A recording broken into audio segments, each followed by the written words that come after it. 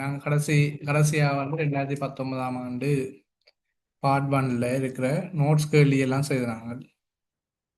இன்றைக்கு நாங்கள் கணக்கு பகுதியை பார்க்க வேணும்.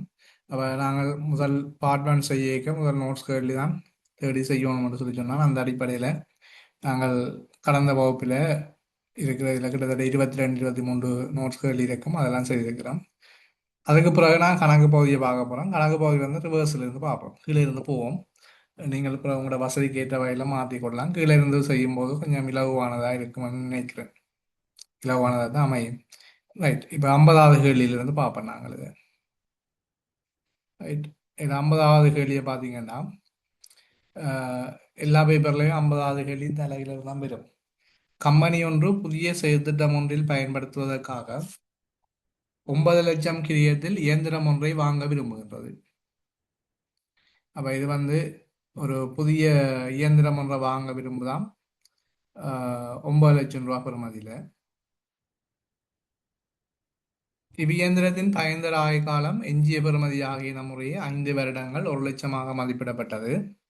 இச்செயல்திட்டத்தின் எதிர்பார்க்கப்படும் வருடாந்த லாபம் ஒவ்வொரு வருஷம் வருடாந்த லாபம் ஒவ்வொரு வருடமும் 2 லட்சம் ரூபா ஆகும். இச்செயல்திட்டத்தின் காசற்ற ஒரே ஒரு செலவு பெருமான தேய்வு செலவு மாத்திரமே ஆகும். பெருமான தேய்வு மட்டும்தான் இங்கே காசற்ற நடவடிக்கைகள். செயற்திட்டத்தின் பின்வருவற்றை கணிப்பிடுமா. ஒன்று கணக்கீட்டு திரும்பல் வீதம், அடுத்து திரும்ப பெறும் காலம். கணக்கீட்டு திரும்பல் வீதத்துக்குரிய சமன்பாடு தெரியும் உங்களுக்கு. சராசரி லாபத்தின் சராசரி முதலீடு தர 100. அப்ப உங்களுக்கு சமன்பாடு ஞாபகம் இருக்கும். சராசரி லாபம், அப்ப இங்க 5 வருஷம் தான் அது இந்த பயன்தர ஆயுட்காலம் என்றபடியா ஒரு வருஷத்துக்குரிய லாபம் 200. 5 வருஷத்துக்கும் லாபம் வந்து 1000 வரும். அப்புறம் அந்த 1000-ஐ வந்து நாங்கள் திரும்ப 5ஆல் பிரிக்க வேணும். பிரிச்சா சராசரி லாபம் திரும்ப 200 தான் வரும். ஓகே தானே. அடுத்து சராசரி முதலீடு காணப்படும். சராசரி முதலீடு காண்றதுக்கு தொடக்க முதலீடு சக இறுதி முதலீடு எப்பவுமே வந்து எஞ்சிய பெறுமதியை நாங்கள் இறுதி முதலீடாக எடுப்போம். எஞ்சிய பெறுமதியை வந்து இறுதி முதலீடாக எடுப்போம். சரிதானே. அப்ப இவ்வளதையும் கூட்டி நாங்கள் 2ஆல் பிரிச்சு கொள்ளும். நான் சொல்றதை கிரகிச்சு கொள்ளுங்க. ரைட். அப்ப தொடக்க முதலீடு 9 லட்சம், இறுதி முதலீடு எஞ்சிய பெறுமதி ரெண்டையும் கூட்டி 2ஆல் பிரிச்சோம்னா எங்களுக்கு சராசரி முதலீடு 500 பேர். அப்ப இப்ப சராசரி முதலீடு தெரியும், சராசரி லாபமும் தெரியும் எங்களுக்கு. அப்ப இதை வச்சுக்கொண்டு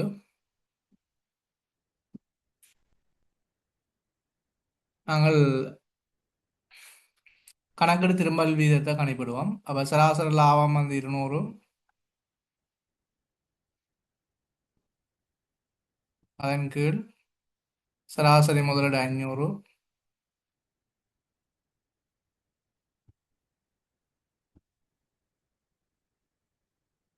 200.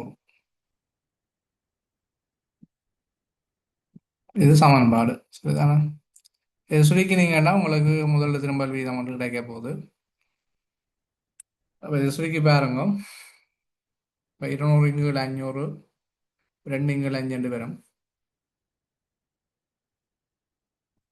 200 என்றால் 40 வீதம். அப்போ கணக்கீட்டு திரும்பல் வீதம் வந்து 40 வீதம். கணக்கீட்டு திரும்பல் வீதம் 40 வீதம். அடுத்தது பாருங்க, திரும்ப பெறுங்காலம். திரும்ப பெறுங்காலம் காண்றதுக்கு எங்களுக்கு காசு பாய்ச்சல் வேணும். ஆனால் எங்கள்கிட்ட இருக்கிறது லாபம் தான் இருக்கு. அப்போ உங்களுக்கு காசு பாய்ச்சலை நாங்கள் லாபமாக மாற்றலாம் அல்லது லாபத்தை காசு பாய்ச்சலாக மாற்றலாம். அதுக்கு என்ன செய்யணும்னா முதல் பெருமான தேவை கண்டுபிடிக்கணும். ரெண்டுக்கு வித்தியாசம் பெருமான தேவை தான். காசற்ற நடவடிக்கை தான் வித்தியாசம். இங்கே காசற்ற நடவடிக்கை பெருமான தேவை மட்டும் சொல்லியாச்சு. ஆகவே எங்களுக்கு லாபம் தந்திருக்குது. அதுக்கு முன்னுக்கு நாங்கள் பெருமான தேவை காணுவோம். இதில் வந்து 900 கிரியம் செய்ய இளைய பெறுமதியின் கீழ் ஆயுட்காலம் தான் பெருமான தேவை. அப்போ இளைய பெறுமதி 100, ஆயுட்காலம் வந்து 5. ஆகவே 800 பேரும் பெருமான தேவைக்கூடிய பெறுமதி. அதை நீங்கள் 5ஆல் பிரிச்சிங்கன்னு சொன்னால் ரைட். 160 பெருமான தேவை வரும். பெருமான தேவை வந்து 800 நீங்கள் 5ஆல பிரிப்பீங்க, 160 பெருமான தேவை. சரிதானே? ரைட். பெருமான தேவை 160. இப்போ இது பெருமான தேவை சரி உங்களுக்கு. அடுத்து பார்த்தீங்கன்னா நாங்கள் காசு பாய்ச்சலை கணிப்பிடுறதுக்கு காசு பாய்ச்சல் சமன் காசு பாய்ச்சலை கணிப்பிடுறதுக்கு லாபத்தோட உங்களுக்கு கிடைக்கிற லாபத்தோட பெருமான தேவை நீக்கி இருப்பீங்க, பெருமான தேவை கூட்டவன். லாபம் கணிப்பிடைக்கு என்ன செய்திருப்பீங்கன்னா தேவை வந்து நீக்கி இருப்பீங்க. இப்போ இங்கே வந்து தேவை கழிச்சு சாரி கழிச்சிருப்பீங்க, இங்கே வந்து தேவை நாங்கள் கூட்ட வேண்டி இருக்கு. சரியான? அப்போ காசு பாய்ச்சல் சமன் லாபம் சக பெருமான தேவை. காசு பாய்ச்சலை நாங்கள் கணிப்பிடுறதுக்கு பெருமான தேவை லாபத்தோட கூட்டினோம்னா எங்களுக்கு அது காசு பாய்ச்சலாக மாற்றம் அடையும். அப்போ இங்கே வந்து லாபம் வந்து 200, பெருமான தேவை 160. ஆகவே ஒவ்வொரு வருஷத்துக்குமான காசு பாய்ச்சல் வந்து 360 பாருங்க. அப்போ ஒவ்வொரு வருடாந்த காசு பாய்ச்சல் 360. அப்போ எங்களோட தொடக்க முதலீட்டின பெறுமதியை நாங்கள் எவ்வளவு காலத்தில் திரும்ப பெறுவோம்ன்றதான் இங்கே பார்க்க வேணும். திரும்ப பெறும் காலம். அப்போ காசு பாய்ச்சல் காசு தொடக்க முதலீட்டின் கீழ் காசு பாய்ச்சல் ஒவ்வொரு வருஷம் ஒரே அளவாக இருக்கிறதால நாங்கள் 900 360ஆல பிரிப்போம். பிரிச்சா எத்தனை வருடங்கள் என்றது எங்களுக்கு தெரியும்.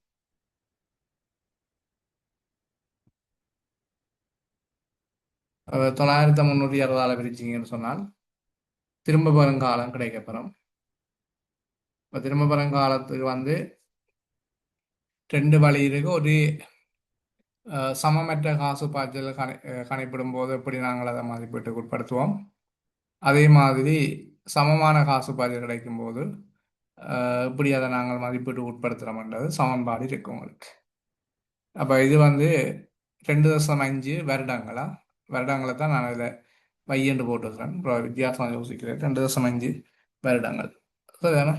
அப்போ இங்கே வந்து சமனாக கிடைச்சபடியால் சமனாக கிடைக்கும் போது அதுக்குரிய சமன்பாடு தொடக்க முதலீட்டை நீங்கள் வருடாந்த காசு பாய்ச்சலால் பிரிக்கும் போது திரும்ப பெருங்காலத்தை கணிப்பிடலாம். சமனற்ற காசு பாய்ச்சல் கிடைக்கும் போது நாங்கள் திரண்ட காசு பாய்ச்சல் அட்டவணை ஒன்று தயாரிக்க வேண்டி இருக்கு. அதன் ஊடாகத்தான் அதை கண்டுபிடிக்கலாம். சரிதானே? ரைட். ஓகே. நாங்கள் இப்போ அடுத்த கேள்வி போவோம்.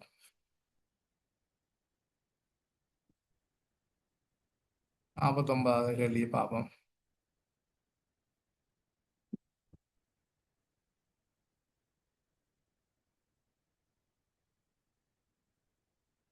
ரைட். 49வது கேள்வி வந்து இருக்குது என்னன்னா,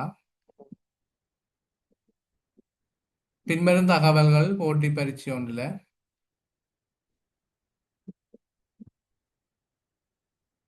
போட்டி பரீட்சை ஒன்றுக்காக ஒழுங்குபடுத்தப்பட்ட 3 மணித்தியால கருத்தரங்க கொண்டதாக காணப்படுது.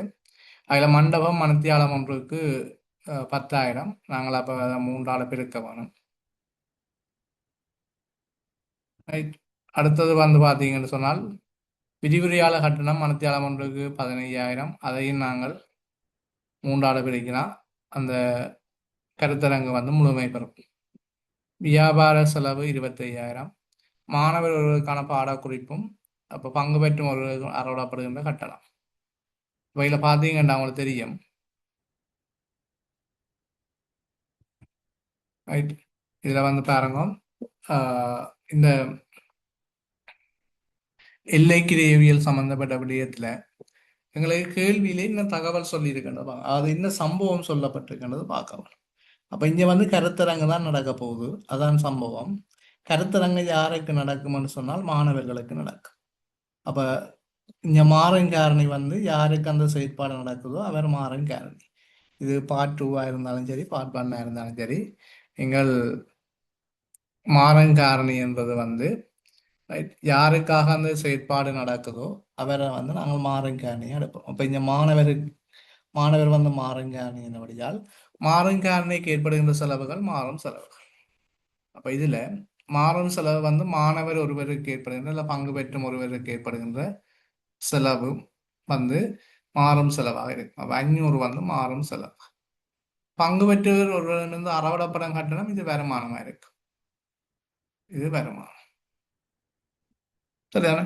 அப்ப பங்கு பெற்றவர் ஒருவருக்கு என்று பெறாத மற்ற செலவுகள் எல்லாம் நிலையான செலவுகள். அப்ப இந்த மூன்று விஷயம் வந்து நிலையான செலவுகளாக இருக்கு. சரிதானே? ரைட். இப்ப முதலாவது கேள்வி என்றால் பங்கு பெற்றும் ஒருவரின் பங்களிப்பு கேட்டிருக்குது. அப்ப வருமானத்திலிருந்து மாறும் செலவை கழிப்பீங்கள். 1500 செய்ய மாறும் செலவு 500. அவை பங்களிப்பு வந்து 1000. பங்கு பெற்றும் ஒருவருக்கான பங்களிப்பு. அடுத்தது கருத்தரங்க நிலையான கிரியம். அதை நீங்கள் 10,000 வந்து ஒரு மணித்தியாலத்துக்குன்னா கருத்தரங்கம் முழுமையாக நிறைய வர்றதுக்கு 3 மணித்தியாலம் தேவை. ஆகவே 30,000. அடுத்தது 3 மணித்தியாலத்துக்கு 15,000 ரூபா. 3ஆல் பிரிக்கிறோம்னா 45,000 வந்து விரிவுரை கட்டணம். அடுத்த விளம்பரம் வந்து 25,000. ஆகவே மொத்தம் வந்து பார்த்தீங்கன்னு சொன்னால் 1,00,000 ரூபா நிலையான கிரியம். சரிதானே? ரைட். அடுத்த கேள்வி கேட்கப்பட்டிருக்குது. மொத்த கிரியத்தை ஈடு செய்வதற்கு பங்கு பெற்ற வேண்டிய எண்ணிக்கை. மொத்த கிரியத்தை ஈடு செய்வதற்குரிய எண்ணிக்கை கேட்டால் சாப்பாட்டு புள்ளி அலகு தான் நிலையான கிரியத்திங்கள் அலகு பங்கு. அப்ப இங்க நிலையான கிரியம் வந்து பாத்தீங்கன்னு சொன்னால் 1,00,000 ரூபா. அதங்கள் அலகு பங்களிப்பு 1000. ஆகவே 3 செயலாளர் சுருக்கிறீங்க 100 பேர் வந்து பங்கு பெற்றவர். அப்ப மொத்த கிரியத்தை ஈடு செய்கிறதுக்கு பங்கு பெற்ற வேண்டிய எண்ணிக்கைக்கு மொத்த கிரியத்தை ஈடு செய்யணும் வந்தால் சமப்பாட்ட புள்ளியை தான் கிடைக்கணும். மொத்த கிரியத்தை ஈடு செய்கிறது சமப்பாட்ட புள்ளி அலகு அல்ல சமப்பாட்ட புள்ளி பெறணும். அப்ப நிலையான கிரியத்திங்கள் அலகு பங்களிப்பு. ஆகவே நிலையான கிரியத்திங்கள் அலகு பங்களிப்பு இங்க 100 பேர் வந்து பங்கு பெற்ற வேண்டும். சரிதானே? அப்ப இதுவும் உங்களுக்கு கிளியரா இருக்கும். இலகுவான பகுதியினை தான் முதல் பார்க்குறாங்க. ரைட். அடுத்த பாருங்க 48வது. அதுல வந்து என்னென்னால் ஆனா கேள்வி வந்து மீள்பகிரப்பட்ட சேவை திணைக்களத்தின் மேய்ந்தலை கிரியம். அடுத்தது ஆவண்ணா வந்து இயந்திர மனத்தியாலம் ஒன்றுக்கான உறிஞ்சல் வீதம். ஈனா பகுதி வந்து உற்பத்தி பகுதி 2க்கான பின்வருவற்றை கணிப்பிடுச்சு. பின்வருவத்தை குறிப்பிடுவான் மொத்த உற்பத்தி மேய்ந்தலை கிரியம். ரைட். அப்ப இதுல என்ன தகவல் இங்கு தரப்பட்டிருக்குன்னு பார்ப்போம். கம்பெனி ஒன்று 2 உற்பத்தி பகுதிகளையும் ஒரு சேவை பகுதிகளையும் கொண்டுள்ளது. சேவை பகுதியின் பாதிக்கப்பட்ட மேய்ந்தலை 1,00,000 ஆகும். அது உற்பத்தி திணைக்களங்களுக்கிடையே வேலை செய்த இயந்திர மனத்தியாளங்களின் எண்ணிக்கை அடிப்படையில மீள்பகிரப்படுதான். பின்வரும் மேலதிக பாதிக்கப்பட்ட தகவல்கள் வருமாறு இயந்திர மனத்தியாங்கள் தந்திருக்கு 7,000. உற்பத்தி பகுதி 1க்கு 7,000. உற்பத்தி பகுதி 2க்கு 3,000.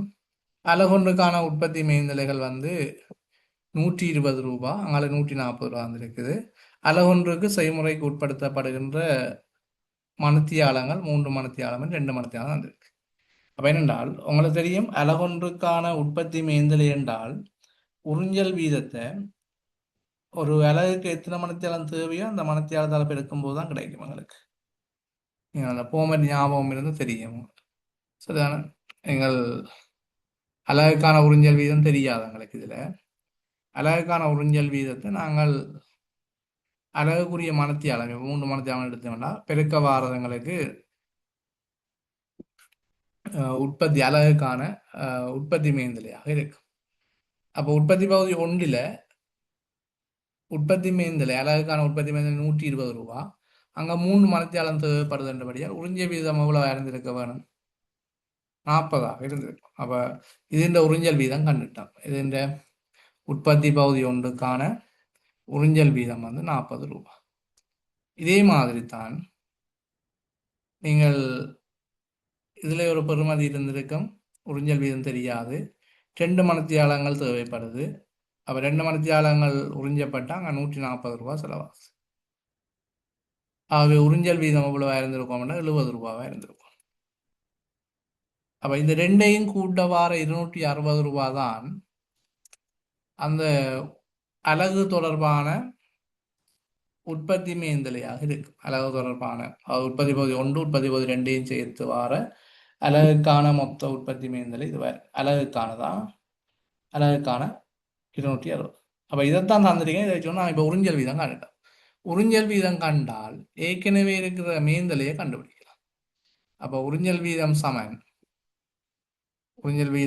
40 சமன் பாதிரப்பட்ட மேய்ந்தலைகள் தெரியாது. அதை நாங்கள் எக்ஸ்ன்னு எடுத்துக்கொள்வோம். மணித்தியாலங்கள் தந்திருக்குது 7,000. முதலாவது உற்பத்தி பகுதி ஒன்றுக்கு 7,000. ஆகவே நாங்கள் 7,000 தர 40, 7 4 28, 280,000 வந்து பாதிடப்பட்ட மேந்தலை உற்பத்தி பகுதி ஒன்றில். ரைட். அடுத்த பார்த்தீங்கன்னா உற்பத்தி பகுதி 2 பாருங்க. அப்போ உற்பத்தி பகுதி 2ல் 70 ரூபா 3,000 மணித்தியாலம் இருக்குது. அதில் பெருக்கினீங்கன்னா 210,000 பேர். இவ்வளவு நடக்கு. இதுக்கு பிறகு இந்த சேவை பகுதி என்ன செய்யணும்னா மீள்பகிர்வு செய்து கொடுக்கப்படும். மீள்பகிர்வு செய்து கொடுக்கப்பட்டால் மீள்பகிர்வு இதன் அடிப்படையில் இயந்திரமனத்தின் அடிப்படையில் அது 7க்கு 3. பாருங்க இதில் 7,000 இருக்குது, அதனால் 3,000 இருக்குது. அவை நாங்கள் 3 சைவ வெட்டலாம் நிலையம் வெட்டினால் 7க்கு 3 அடிப்படையில் பிரித்து கொடுக்கும். அப்போ 1,00,000 7க்கு 3 அடிப்படை பிரித்து கொடுத்தால் இவருக்கு 70,000, யாருக்கு உற்பத்தி பகுதி ஒன்றுக்கு 70,000, அங்கால உற்பத்தி பகுதி 2க்கு வந்து 30,000 வரும்.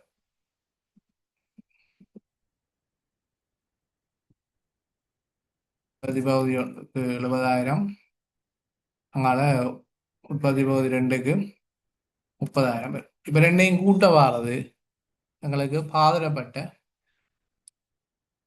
மொத்த மேந்தலையா இருக்கும். அதாவது மீள்பகிர்வுக்கு பிறகு பாதிரப்பட்ட மேந்தலை.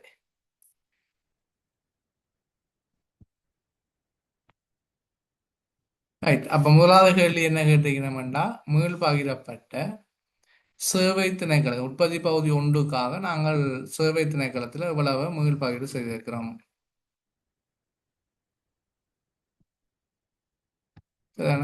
உற்பத்தி பகுதி ஒன்றில் எவ்வளவு செய்திருக்கிறோம்னு பார்க்கணும். அப்போ 70,000 அது எங்களுக்கு ஏற்கனவே தெரியும். 70,000 ரூபா நாங்கள் மீள்பகிர்வு. அப்போ உற்பத்தி பகுதி ஒன்றுக்கு 70,000 மீள்பகிர்வு. அடுத்தது உறிஞ்சல் வீதம். உற்பத்தி பகுதி ஒன்றின் உறிஞ்சல் வீதம் எவ்வளோன்னா 40 ரூபா. உறிஞ்சல் வீதம் நாங்கள் 40 ரூபா. விளக்கம் தேவையான சொல்லுங்க, மெசேஜ் அது போடுங்க. உற்பத்தி பகுதி 2க்கான பின்வருவற்றை குறிப்பிடணுமா மொத்த உற்பத்தி மேய்ந்தலை கிரியம். அப்போ அங்கே மொத்த உற்பத்தி மேய்ந்தலை கிரியம் ஏற்கனவே நான் கண்டு வச்சிருக்கிறோம். 210,000, அது மீள்பகிர்வுக்கு முன்னர். ரைட். 210,000 மொத்த உற்பத்தி மேய்ந்தலை கிரியமாக இருக்கு. இவ்வளவுதான் அதில் இருக்கிற விஷயம். அடுத்த கேள்வி போவோம். 47வது கேள்விக்கு. கம்பெனி ஒன்று தனது உற்பத்தி செயல்முறை ஒன்றில் பயன்படுத்தும் மூலப்பொருள் ஒன்றின் மறு கட்டளை தொகையினை தீர்மானிப்பதற்கு சிக்கன கட்டளை தொகை மாதிரியை பயன்படுத்துகின்றது. பின்வரும் தகவல்கள் தரப்பட்டுள்ளன. வருடாந்த கேள்வி 40,000 அலகு. 8,000 அலகுகள் கட்டளை தொகையில் வருடாந்த மொத்த கட்டளை கிரியம். அதாவது ஒவ்வொரு தடவையும் நீங்கள் 8,000 அலகுகளை கட்டளையிடும் போது எங்களுக்கு ஏற்பட்ட மொத்த கட்டளை கிரியம் 5,000. அப்ப எத்தனை கட்டளைகளை நீங்கள் பிறப்பிச்சிருப்பீங்கள் என்றதை இங்க பார்க்க வேணும். நான் முதல் அடுத்த அலகொன்றுக்கான வருடாந்த இருப்பு வைத்திருந்த கிரியம் 5 ரூபாய். அப்ப முதல் நாங்கள் எத்தனை கட்டளை நடந்திருக்க மாட்டா. எங்கள்கிட்ட 40,000 பொருள் தான் வருடாந்த கேள்வி. ஒரு தடவை 8,000 வாங்குறோம். ஆகவே 5 கட்டளை பிறப்பிக்கப்பட்டிருக்கு. 5 கட்டளை வந்து 40,000 பொருளுக்கும் 8,000 ரூபாய் படி 5 கட்டளை பிறப்பிக்கப்பட்டிருக்கும். 8,000 அலகுகள் படி. ஆகவே இப்போ ஒரு கட்டளைக்கான கிரியம் காண்றதுக்கு மொத்த கட்டளை கிரியம் 5,000 கட்டளைகளின் எண்ணிக்கையாக பிரிச்சோம்னா ஒரு கட்டளைக்கான வருடாந்த கிரியம் பெறும் 1000. இப்போ நாங்கள் அந்த சமன்பாட்டை பிரதிக்கூடிய தகவல் எல்லாம் வந்துட்டு எங்கள்கிட்ட. வருடாந்த கேள்வி 40,000 இருக்குது. 2 தர 40,000 2 DCOவிங்கு CH 1000 முழுவதெங்கு எங்களுக்கு இருப்பு பேணல் கிரியம். முழுவதெங்கில் இருப்பு பேணல் கிரியம் 5 ரூபாய். முழுவதன் வர்க்க மூலம்.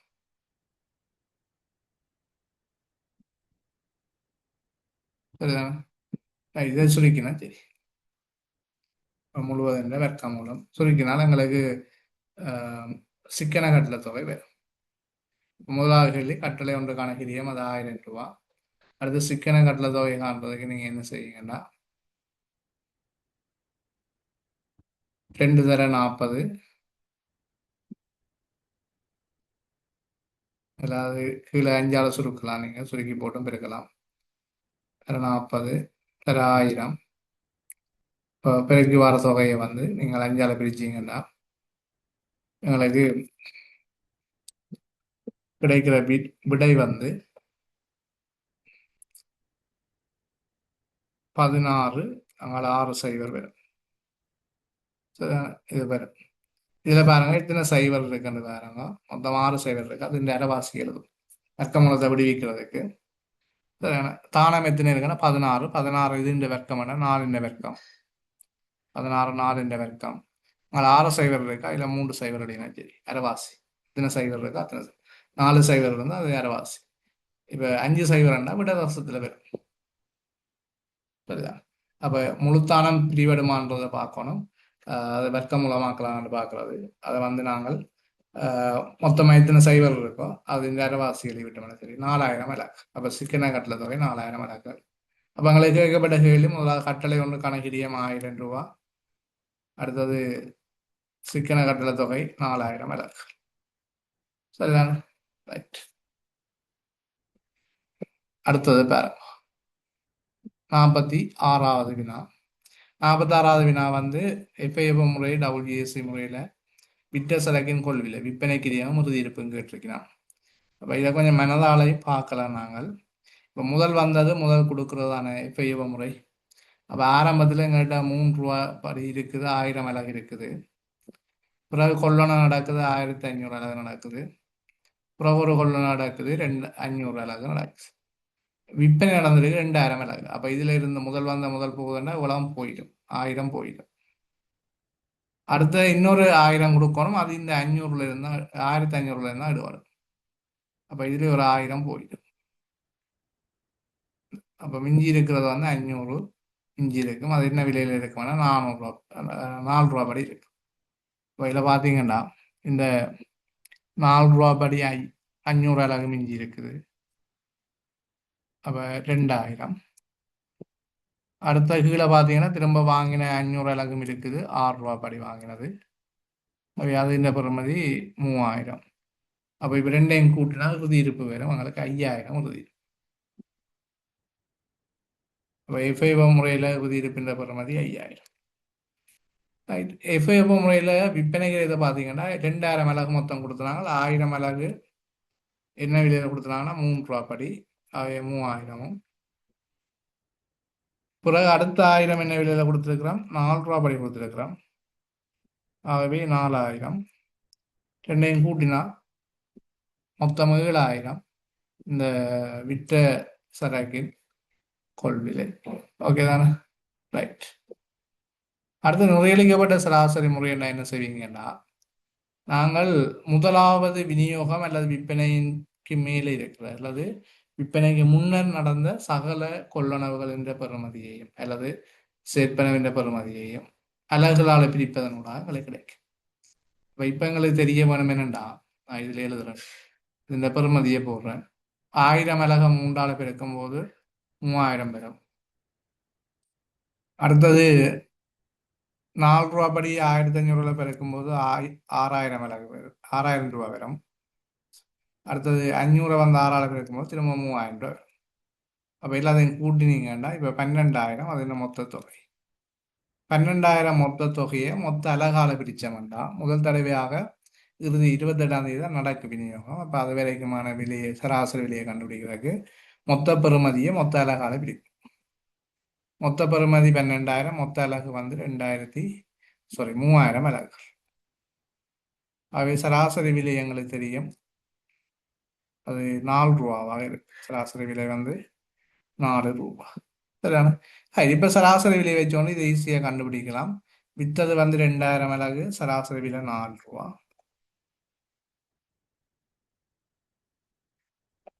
ஆகவே அது 8000. இறுதி இருப்பு வந்து பார்த்தீங்கன்னா மொத்தம் வந்தது எங்கள்கிட்ட 3000 மிளகு வந்தது, அதில் 2000 கொடுத்தா 1000 மிளகு தான் மிஞ்சி இருக்குது. 1000 மிளகும் என்ன விலைப்படின்னு சொன்னால் 4 ரூபா தான் சராசரி விலை, அதன்படி இருக்கு. 4000 ரூபா படி இருக்கு. இதுதானே. அப்ப இதுதான் இதில் இருக்கிற விடை. ரைட். இதுக்கு நீங்கள் விரும்பினா அட்டவணை செய்தாலும் மேற்கட்ட வேலை மனதால பார்த்துக்கொள்ளலாம். ஓகே, அடுத்த கேள்வியை பார்ப்போம். அது 45 பார்த்துட்டோம் நோட்ஸ் சொன்னபடியா. 44. 44 உங்களுக்கு தெரிய வேணும். இந்த கூறப்பட்ட சாதன பங்கு மூலதனம் நிறுத்தி வைத்த வருவாய். இப்ப இந்த கணக்கில் என்னென்ன மாற்றங்கள் நடக்கும் அல்லது என்னென்ன விடயங்கள் இருக்குமென்றதை நான் உங்களுக்கு ஏற்கனவே சொல்லி எல்லாம் தந்திருக்கிறேன். ஒரு கூறப்பட்ட சாதன பங்கு மூலதன கணக்கு, இது சாதாரண பங்கு, இதை நிறுத்தி வைத்த வருவாய் கணக்கு. நிறுத்தி வைத்த வருவாய் கணக்கு.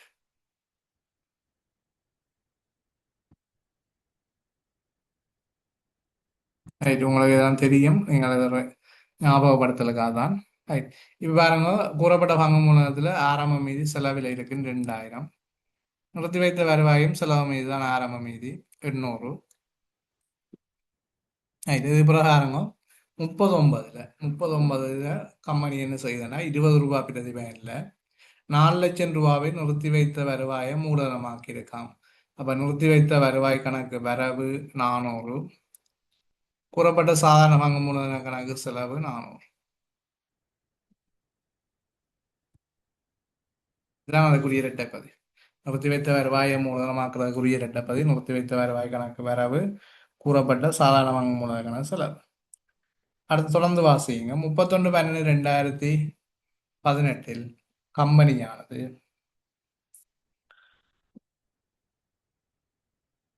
இத்தினத்தில் உள்ள 12 பங்குகளுக்கு, எத்தினத்தில் என்று சொன்னால் 31/12/2018. அப்ப இந்த டேட்டில் இருக்கிற பங்குகளை தான் சொல்லிடும். இப்ப இந்த டேட்ல இருக்கிற பங்கு. இப்ப இதுக்கு முன்னோக்கி இந்த பங்கு வழங்கல் நடந்தது பாருங்க. ஆரம்பத்துல 4,00,000 ரூபாய் பிரதிநிதியாக நிறுத்தி வைத்த வருவாய் 20 ரூபாய் பிரதிபயனில் வழங்கினது. அது 9ஆம் மாதம் முடிஞ்சுச்சு. இப்ப 12ஆம் மாதம் இருக்கிற பங்குன்னா 9ஆம் மாதத்துல பங்கையும் சேர்த்து தான். அப்ப இப்ப பாத்தீங்கன்னா இந்த பங்கை காண்பதற்கு நாங்க 4,00,000 20 ரூபாவால பிரிச்சு விட்டீங்கன்னு சொன்னால் எங்களுக்குரிய பங்கின் எண்ணிக்கை வரும். இப்ப 20,000 பங்கு ரெண்டு பேர். அப்ப ஏற்கனவே எங்கள்கிட்ட 1,00,000 பங்கு இருக்குது. அதோட 20,000 கூட்டி விட்டா இப்ப 1,20,000 பங்கு. அப்ப 1,20,000 பங்கு வச்சிருக்கிற ஆக்களை தான்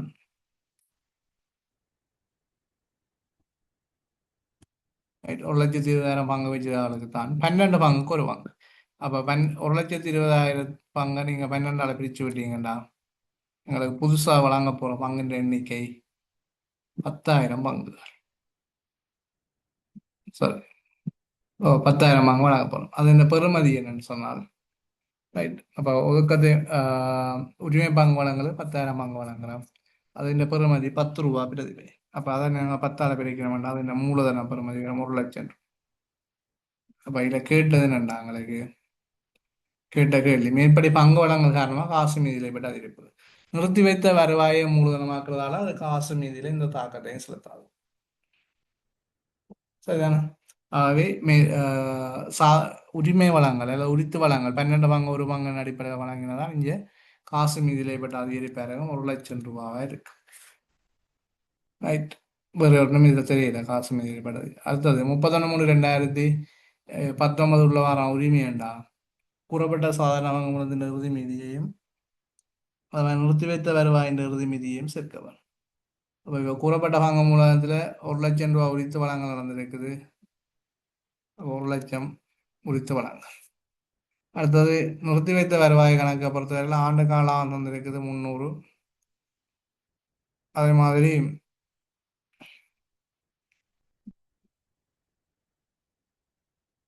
ரைட், அவ்வளோதான் இதில் கிடக்கு என்ன. அப்போ 11,000 அது 4 போனால் 700 பேரும் நிறுத்தி வைத்து வருவாங்க மீதி குறைபட்ட சாதன வாங்கும் மூலதனம் வந்து 2,500 பேரும் அவை 3,200 வந்து உரிமையாண்மையில் பெறும் 3,200 உரிமையாண்மைன்ற பெறுமதியாக இருக்க வேணும். Right, okay.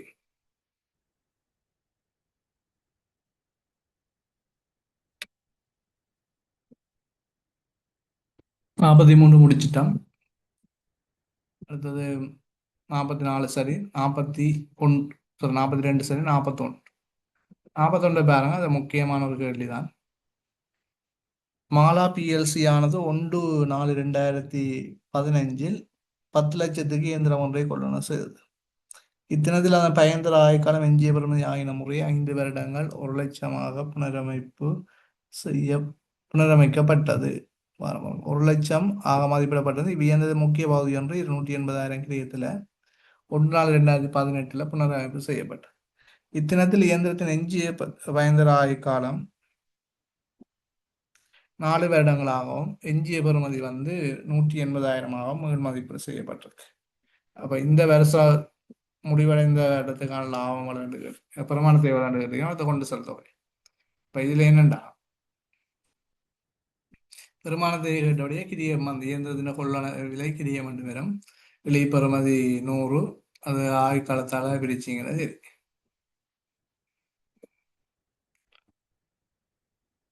இது சாதாரணமாக நாங்கள் தேர்வு காண்றது ஒரு வழிமுறை. பாருங்க, அதை சொல்கிறேன். 1000 செய்ய இழிவு பெறுமதி முழுவதும் கீழ் 5 வருடம். சரியா?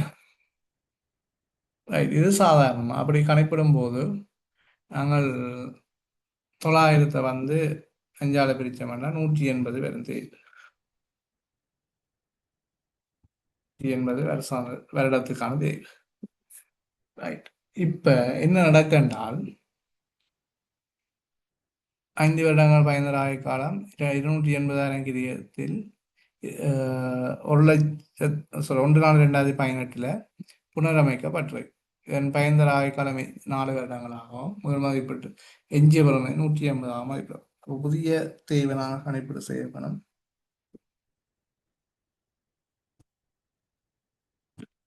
இந்த புதிய தேவை வந்து பார்த்தீங்கன்னு சொன்னால் 180 கணிப்பிட்டுனாங்க 1/4/2015 இப்போ நாங்கள் மீள் மதிப்பீட்டுக்கு வாரம் புனரமைப்பு செய்கிறோம்னா 1/4/2018 3 வருஷம் 2 வருஷம் 17 சாரி 16 17 18 3 வருஷத்துக்கு வரப்போகுது. அப்போ 3 வருஷம் திரண்ட தீவு 180 3 வருஷம் 2 540 540 2 பாருங்க வடிவாக கழிச்சு பாருங்க. கழிக்கிறதுல பிரச்சனைகள் இருக்கலாம். அப்போ 1/4/2015 இருந்து 16 ஒரு வருஷம் 16 இருந்து 17 2 வருஷம் 17 இருந்து 18 3வது வருஷம். இப்போ நாங்கள் 18 to 19 அதுக்கு தான் கேள்வி செய்யலாம். 1/4/2018 புனரமைக்கப்பட்ட அந்த காலப்பகுதி வரைக்குமான இவ்வளவு.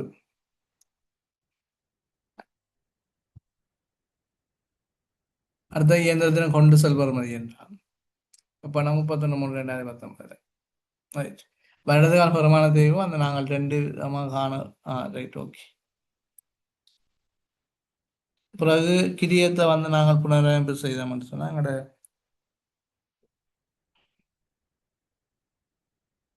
கிரியத்தை வந்து நாங்கள் புனரமைப்பு செய்யும் போது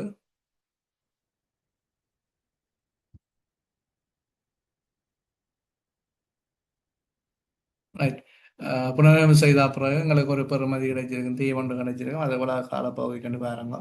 அப்போ முதல்ல ஆரம்பத்தில் கொடுத்த தீவு வந்து ஓகேன்னா நாங்கள் அதில் கிரியத்திலிருந்து தெய்வ கழிச்சோம்னா அது 2 தெய்வமாக மாறும். அப்போ இதுக்கு ஒரு சமன்பாடு இருக்கு என்னென்றால் ஆயுட்காலம் எல்லாம் மாற்றம் அடையுது. அப்போ நாங்கள் என்ன செய்வோம்னா புதிய கிரிய சாரி பழைய கிரியத்திலிருந்து 1000 இழிவு பெறுமதியை கழிப்பம் 100 அடுத்த இதுவரைக்குமான திரண்ட தேவை 540.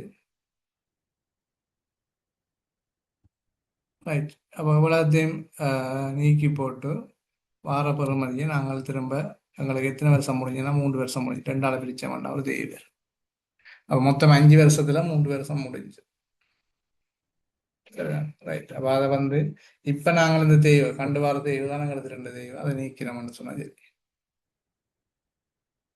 ரைட். ஓகே. அது விளங்கி இருக்குமென்னு நினைக்கிறேன்னு பார்ப்போம். அடுத்தது 38 பார்த்துட்டோம் நினைக்கிறேன். 38.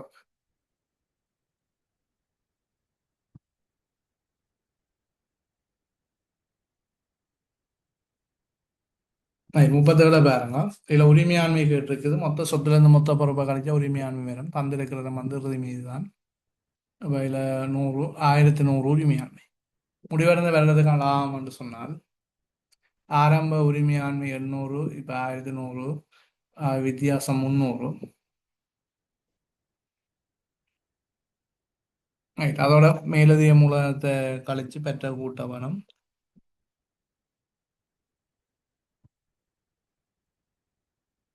ரைட். அப்ப அதுல நீங்கள் என்ன செய்யுங்கன்னா மூலதனத்தை கூட்டிங்க 450.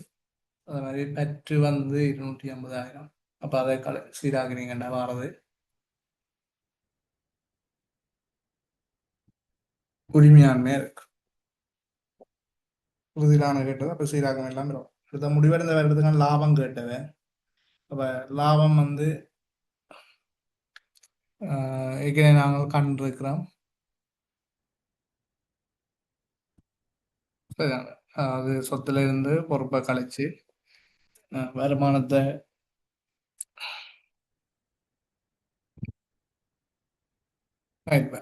அதில் சொத்துல இருந்து பொறுப்பை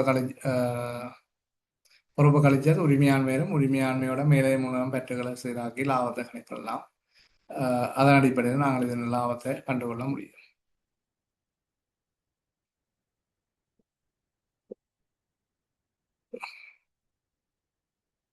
ரைட். அடுத்த பாருங்க இந்த 34வது. அதுக்கு நாங்கள் நாட்குறிய பதிவு எழுதிட்டோம். விளம்பரம் தேவையில்லையா? மார்ச் மாதத்துக்கான விற்பனை நாட்டில் மொத்தம் 540 கடம்பட்டோம் கட்டுப்பாடு கணக்கில் விற்பனை கணக்கில் 450 பதியப்பட்டிருக்கு.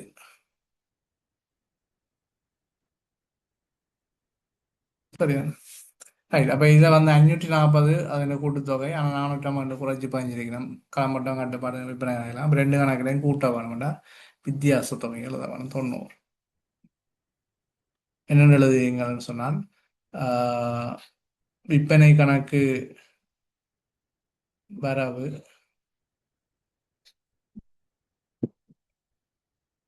ரைட்.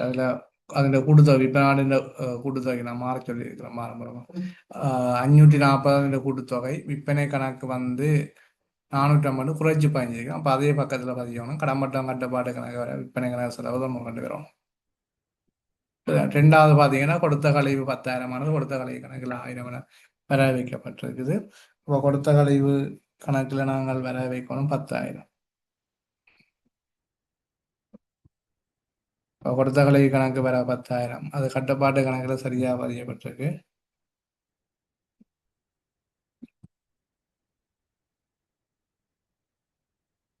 அதில் 10,000 சேர்த்துட்டு நீங்கள் 1000 நீக்கிறீங்கன்னா சரி. அதுக்கு தேறிய பதிவு காரணம் லாபட்ட கணக்கு மூலதனம். இப்போ இதுக்கு நான் சொல்கிறோம் நார்மலாக கொடுத்த கலை கணக்கு வரவு கடன் கொடுத்தோம் கடன்பட்டோம் கட்டுப்பாட்டு கணக்கு செலவு. இதில் 10,000.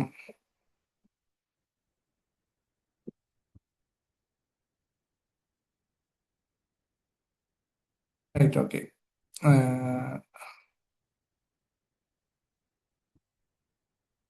இது சரியாக கட்டுப்பாடு கணக்கில் வாங்கியபடியாக கொடுத்த கலை கணக்கு வேற தொங்கல் கணக்கு செலவாண்டுது. அடுத்தது பாருங்க 32 உரிமையாண்மையில் அதிகரிப்பாக குறைவாக ஏற்படுத்தும்னு சொல்லணும். 50,000 கிரியமான பொருட்கள் 80,000 வித்தபடியே லாபம் இருக்கு. உரிமையாண்மை கூடும். உரிமையாளர் 2,00,000 உபகரணங்கள் வியாரத்து வழங்கின மேலதிக மூலதனம் உரிமையாண்மை அதிகரிக்கும். அடுத்தது வாடிக்கையாளர் தனது சொந்த பணத்திலிருந்து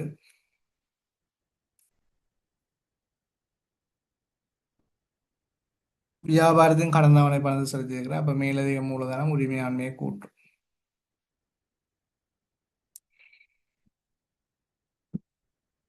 அடுத்தது கடன் கொடுத்த ஒரு வரை கொடுத்து தீர்க்கும் போது 5000 ரூபாய் காசு கழுவி பெறப்பட்டது. ரைட். அடுத்தது வந்து பாத்தீங்கன்னா அப்ப இதுக்கு வந்து கடன் கொடுத்தோன் கட்டுப்பாடு கணக்கு வரவு பெற்ற கழிவு கணக்கு செலவாண்டு வரும். அது என்ன திருத்த பதிவு அதில் பெற்ற கழிவு ஒரு வருமானம் என்றபடியால் உரிமையாண்மையை அதிகரிக்கும். சரியான வகையில 4 விஷயம் வந்து உரிமையில அதிகரிப்பு ஏற்படுத்துறதா இருக்கு.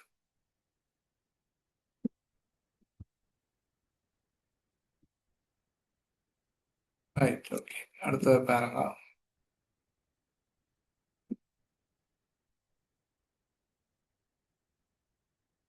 31 பாருங்க.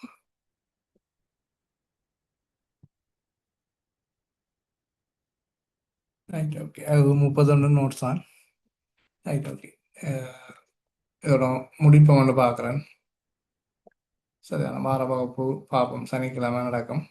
சனிக்கிழமைக்கு இடையில ஏதாவது டைம் இருந்தால் நான் சொல்கிறேன். உங்களுக்கு எதுவும் சந்தேகம் இருந்தால் கேட்டு கொண்டு போங்க.